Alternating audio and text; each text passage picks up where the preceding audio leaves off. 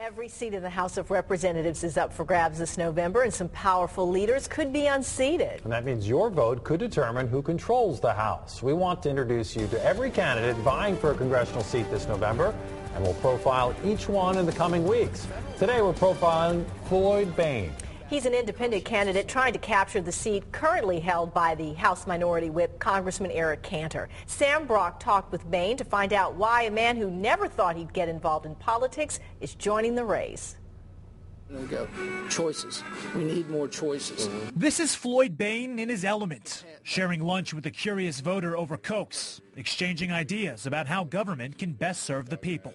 I'm not going to go out here soliciting huge PAC donations or business donations. Bayne is running for Congress in the 7th District of Virginia, but don't call him a politician. I prefer citizen legislator. I think that's what our founding fathers had in mind when they created this country. It's not about being a career politician and spending 20 or 30 years in Washington. The South Side-born aspiring citizen legislator has hung up his jacket. In fact, he's gotten rid of a lot of the frills, like a campaign office, fancy signs, or anything with a high price tag.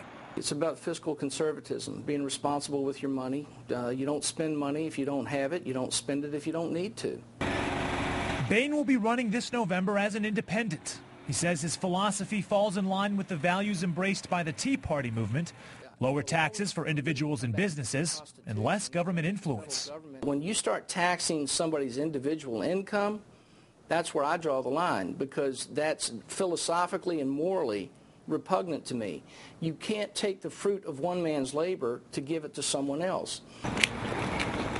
If elected, Bayne says he'll move full speed ahead, slashing federal spending, from welfare programs to Social Security, if payments become too costly. We're the most philanthropic and charitable people in the world.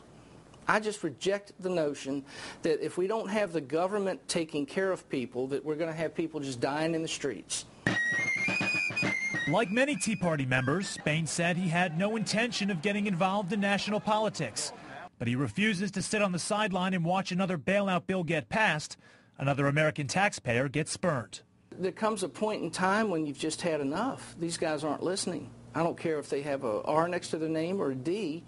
They're ignoring us. In November, Bayne says his supporters will be as loud and as clear as possible. Reporting in Richmond, Sam Brock, CBS 6 News.